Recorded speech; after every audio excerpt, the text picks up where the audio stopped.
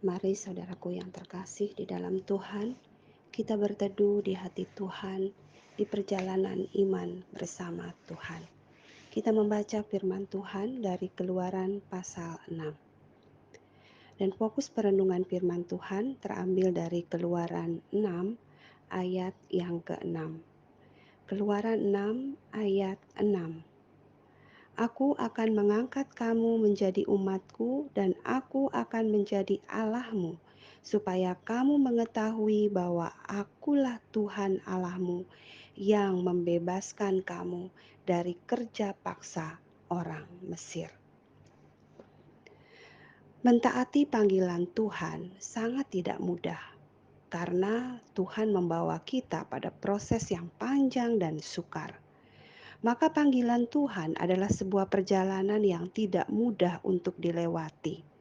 Dari kitab Keluaran, kita banyak belajar dari Musa. Tetapi jika kita mengikuti proses hidup Musa, kita sadar bahwa kitab Keluaran bukan tentang kehebatan tokoh Musa, tetapi tentang kehebatan Tuhan. Bukan kebetulan Musa lahir di tengah-tengah penindasan Mesir. Bukan kebetulan Musa selamat dari pembunuhan anak-anak laki-laki Israel. Bukan kebetulan Musa dirawat oleh putri Firaun, lalu lari ke Midian. Dan setelah itu Tuhan memanggil Musa pada saat Musa sedang menggembalakan kambing domba Yitro. Bagi Musa sangat tidak mudah untuk berkata ya atas panggilan Tuhan. Mengapa? Karena Musa melihat betapa banyak keterbatasan dirinya. Apakah Tuhan tidak tahu akan keterbatasan Musa? Saya sangat yakin Tuhan pasti sangat tahu, karena Dia Tuhan yang Maha Tahu. Tetapi setiap kali Musa berdalih karena keterbatasan dirinya, Tuhan selalu berkata, "Akulah Tuhan, aku adalah aku yang akan menuntun engkau." Hal itu yang membuat Musa tidak bisa tidak taat. Itu yang membuat Musa mentaati Tuhan untuk kembali ke Mesir menemui Firaun. Lalu apakah semua selesai? Ternyata tidak. Mentaati panggilan Tuhan membawa Musa menghadapi kesulitan, yaitu bangsa Israel justru semakin ditindas di Mesir. Dan bukan hanya itu, saudaraku. Bangsa Israel marah kepada Musa dan Harun. Mereka menuding Musa menjadi penyebab semua kesusahan yang dialami mereka. Kedatangan Musa menjadikan umat Israel justru semakin susah.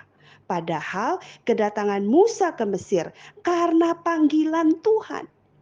Ini membuat Musa sangat tertekan, terpukul dan merasa sangat gagal.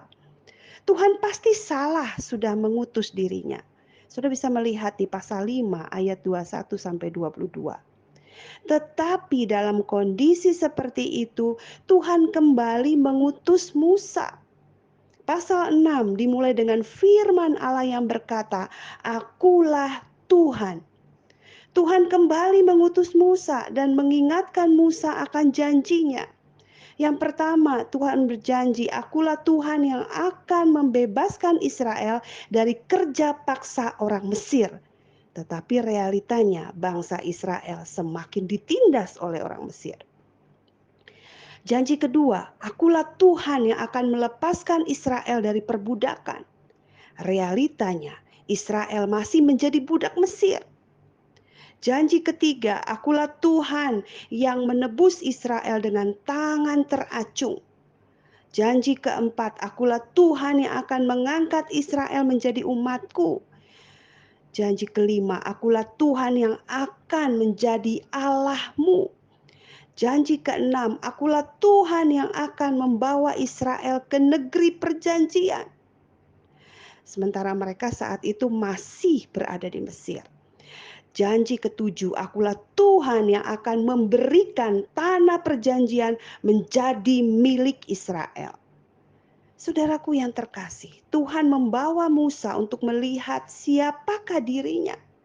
Semua janji menjadi tidak berarti jika kita tidak yakin akan orang yang menjanjikannya. Tetapi ini yang menjanjikannya, yang berjanji kepada Musa adalah Tuhan yang berkuasa. Itulah yang menjadi dasar kekuatan bagi Musa untuk tetap maju dan taat menerobos semua kesulitan dan keterbatasan dirinya. Namun memang sangat tidak mudah bagi Musa, karena masih saja Musa melihat kelemahan dan keterbatasan dirinya. Kegagalan yang telah terjadi membuatnya semakin kecut untuk melangkah maju. Bukankah Musa sudah taat kemarin? Tapi apa hasilnya? Israel tambah menderita dan menjadi marah kepadanya. Sekarang Musa kembali bicara kepada Israel. Dan apa hasilnya? Mereka tidak mau mendengarkan Musa karena mereka putus asa dan karena perbudakan yang berat itu. Saudara bisa lihat di ayat 8. Musa kira sekarang Tuhan akan paham dan tidak akan lagi mengutus Musa. Tetapi ternyata tidak. Tuhan tetap mengutus Musa untuk menghadapi Firaun Raja Mesir, ayat 10. Tuhan benar-benar aneh. Orang Israel saja tidak mau mendengarkan Musa, apalagi Firaun. Musa tidak pandai bicara dan dia sudah mencobanya dan ternyata gagal. Musa menyerah dengan keterbatasannya, tetapi saudaraku, Tuhan tidak pernah menyerah terhadap keterbatasan Musa. Tuhan memberikan Harun untuk menjadi juru bicaranya. Lalu apakah setelah itu berhasil? Ternyata juga tidak. Karena Tuhan mengeraskan hati Firaun sehingga tidak dengan mudah membebaskan bangsa Israel keluar dari Mesir. Cara kerja Tuhan seringkali tidak mampu kita pahami. Mengapa harus serumit itu? Mengapa tidak langsung berhasil? Tapi dari semua itu, melalui perjalanan panjang dan rumit, Tuhan justru memperbanyak tanda-tanda dan mujizat-mujizat yang Tuhan buat di Mesir. Saudara bisa melihat di pasal 7 ayat 3. Untuk apa? Untuk Israel dan semua bangsa melihat siapakah Allah Israel. Supaya banyak orang melihat akulah Tuhan, tidak ada yang lain yang hebat dan berkuasa. Israel keluar dari Mesir bukan karena Musa, bukan karena Israel atau karena kebaikan Firaun, tetapi karena Tuhan. Mari saudaraku, kita ambil waktu tenang di hadapan Tuhan. Kita merefleksikan diri kita. Kita lihat seperti apa kita. Apakah kita sedang merasa gagal, tidak mampu? Kita selalu dibayangi kegagalan masa lalu dan kita menyerah dengan keterbatasan kita. Kita mencari rasa aman bagi diri kita sendiri. Kita tidak berani mengambil resiko. Kita pesimis dan give up. Saudaraku yang terkasih, jangan pernah menyerah atas kesulitan dan keterbatasan diri kita. Tetaplah kerjakan bagian kita dengan taat kepada Tuhan. Mengikuti kehendak-Nya, mentaati panggilan-Nya, tidak semerta-merta semua menjadi sangat mudah dan lancar. Tetapi ternyata akan membawa kita pada kesulitan yang semakin banyak. Mengikuti pimpinan Tuhan tidak menjadikan semua selesai dengan mudah, tetapi membawa kita pada realita yang semakin berat.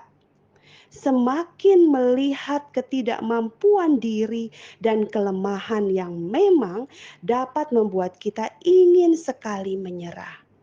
Mengapa jalan Tuhan membawa kita pada jalan yang semakin berat dan terjal?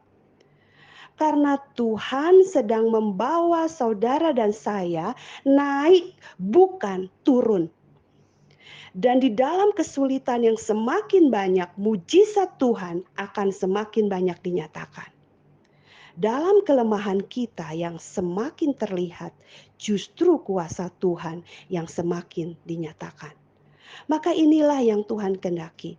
Dalam perjalanan iman kita bersama dengan Tuhan, bukan lagi tentang kehebatan kita, karena diri kita lemah sekali, tetapi tentang kehebatan Tuhan. Kesusahan, kegagalan, keterbatasan, sakit, dan kelemahan adalah tempat bagi Tuhan untuk menyatakan kuasa-Nya yang besar. Apapun kesulitan yang sedang kita hadapi sekarang, jangan pernah menyerah dan jangan mundur, karena tak ada jalan naik yang mudah dan ringan. Sabar dan tetap bertahan dalam kesusahan, karena Tuhan sedang membawa kita naik. Tuhan tahu kapan kita dituntun untuk tetap berjalan, kapan Tuhan menggendong kita, karena Tuhan tahu kita tak kuat lagi berjalan. Tetapi jangan pernah menyerah. Tetap taat sekalipun sulit dan berat. Supaya semua orang tahu, perjalanan iman kita bukan lagi tentang diri kita yang kuat, tetapi tentang Tuhan kita yang kuat, yang menguatkan kita. Mari kita terus berjalan dengan memegang janji-janjinya.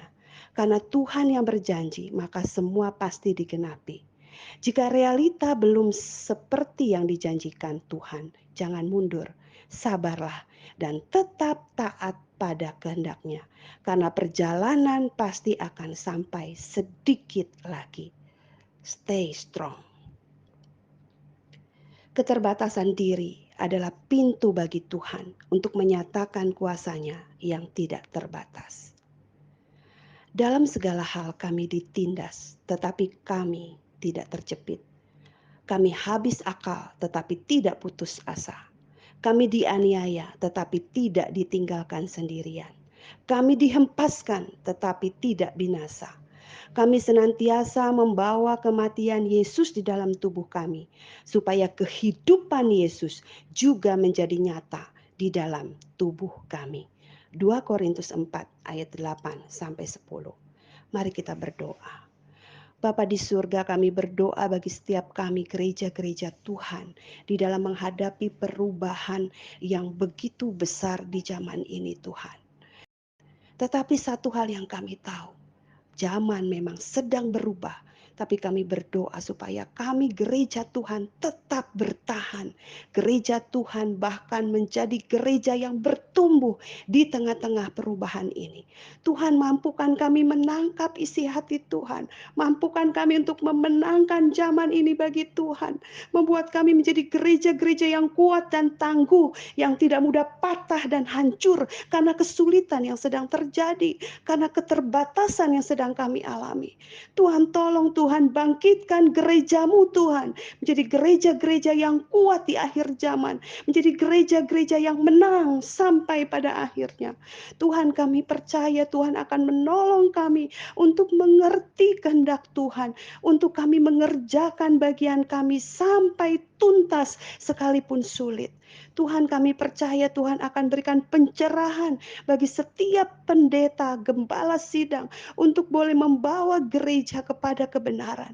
Dan kami boleh bertumbuh menjadi jemaat, menjadi hamba Tuhan yang setia, yang sungguh-sungguh kuat di dalam iman kami kepada Tuhan, di dalam menghadapi kesulitan.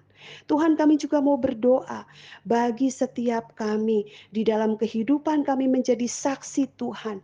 Kami sadar tidak ada seorang pun dari kami yang bisa mengelak bahwa kami tidak menjadi pekabar Injil. Kami berdoa Tuhan supaya setiap anak-anak Tuhan boleh menjadi saksi Tuhan, memberitakan Injil kepada setiap orang yang ada di sekitar kami, untuk membawa orang percaya kepada Kristus, untuk membawa orang untuk mengenal siapa Tuhan yang sudah menyelamatkan kami dari dosa. Tuhan, biarlah kami dapat menjadi saksi-saksi-Mu melalui kehidupan kami yang memuliakan Tuhan setiap hari di dalam perkataan kami, pikiran-pikiran kami yang diubahkan oleh Tuhan, dan segala tindakan kami yang berubah. Tuhan, terima kasih. Kami percaya Tuhan akan jadikan kami umat Tuhan yang terus setia memberitakan tentang Injil, menjadi saksi Tuhan, membawa suami, istri, anak-anak kami, keluarga kami menangkan untuk percaya kepada Yesus dan diselamatkan, dan juga sekitar di mana kami ada. Terima kasih Tuhan, dalam nama Tuhan Yesus kami berdoa. Bapa kami yang ada di surga, dikuduskanlah namamu. Datanglah kerajaanmu, jadilah kehendak-mu di bumi seperti di surga. Berikanlah kami pada hari ini makanan kami yang secukupnya, dan ampunilah kami akan kesalahan kami, sama seperti kami juga telah mengampuni orang yang bersalah kepada kami. Dan janganlah membawa kami ke dalam pencobaan, tetapi lepaskanlah kami daripada yang jahat. Karena Engkau yang punya kerajaan dan kuasa dan kemuliaan sampai selama-lamanya. Amin. Mesbah keluarga hari ini selesai. Biarlah setiap kita terus dikuatkan oleh Tuhan untuk dapat menjadi terang dan garam di tengah-tengah zaman yang terus berubah ini. Tuhan Yesus memberkati. Amin.